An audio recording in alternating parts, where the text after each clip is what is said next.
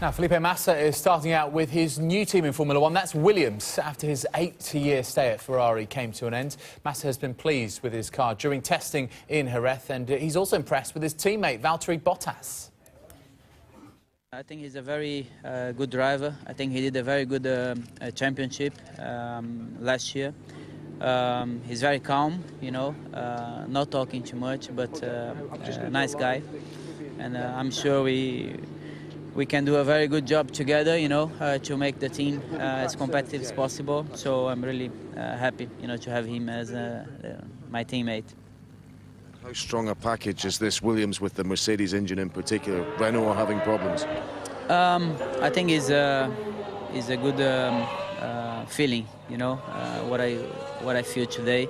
It was the first day I drove a different engine in my career in Formula One. And I'm very happy the feeling I had with the Mercedes. They are very professional. They know what to do, and I think that can be a very good start, but also a very good job during the season. So I'm happy to have a Mercedes on the car. Right, it's the final day of the first test in Jerez today ahead of the new Formula One season, but the weather is touching clement there in southwest Spain, as you can see behind Craig Slater, who's live at the track for us now. Craig, good morning to you. Mixed fortunes for the team so far. Who'll be looking to get out there today and get plenty of laps under their belt? Well, first of all, David, you are right. It's raining here, and that should curtail track activity, which will be a headache for Red Bull in particular. They've only managed 14 laps thus far this week compared to 177 Mercedes have. They've got significant problems. I think they would like an engine transfer, if I could put it that way, because their Renault power unit really has been problematic. And chief designer Adrian Newey has gone back to Milton Keynes, back to the drawing board to work on their problems. The other little issue we're keeping an eye on today is the McLaren car, particularly its rear suspension. This, we think, has quite significant aerodynamic benefits. McLaren are quite convinced it's within the rules, but the question is whether its primary purpose is as a suspension system or is it there as an aerodynamic device. So I've heard mutterings that there might be some kind of legal challenge to this. We certainly can't rule that out at this stage. OK, thank you very much indeed, Craig. McLaren and Williams running well so far. Champions Red Bull have finished testing in Jerez after completing just 21 laps over 4 days. Daniel Ricciardo added 7 laps today before the team packed up. Mercedes, however, have passed the 250-lap milestone for the test. Nico Rosberg completed 188 in his 2 days, with Hamilton driving this afternoon. And despite the rain, fans there out in full force and good spirits. This young Ferrari fan more than happy, as Fernando Alonso was fastest this morning.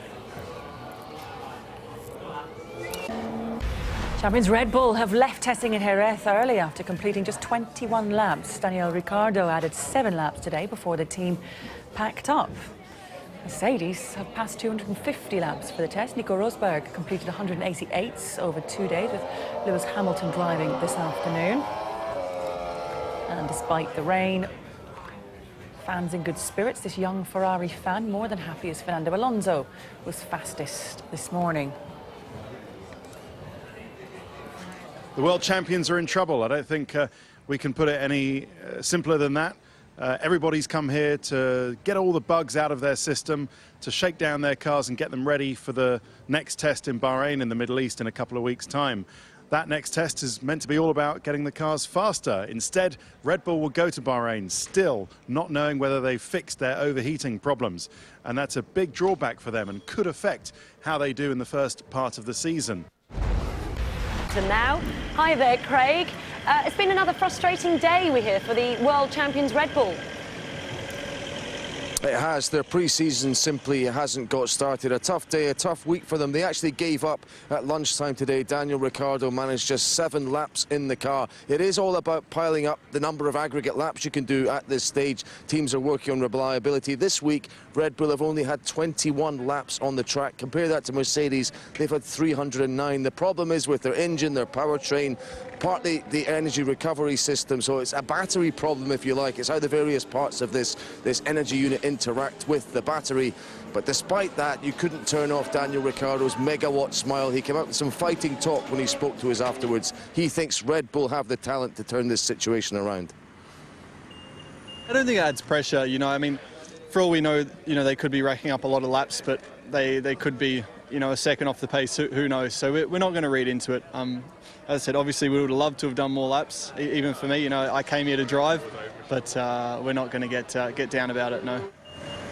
Mercedes and Ferrari engine cars have been much more successful in Jerez this week. They have solid reliability. Another decent day for McLaren today. Young Kevin Magnussen in the car. He did have an off at turn 10, but he got plenty of laps in, and he was also fourth quickest on the timesheets, having been quickest yesterday.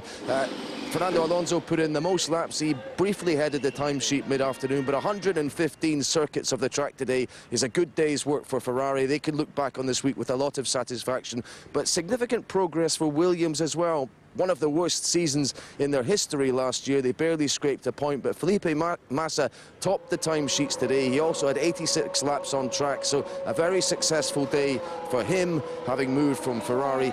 It has been all about reliability thus far this week. I think when everyone moves to Bahrain for the second test, we can start talking about who has the quickest package. And it could be that even although Red Bull have struggled thus far, it could be they are pushing the envelope with this engine. They're trying to find the technical limits of their overall package. It could all come right for them in Bahrain. OK, Craig, thank you.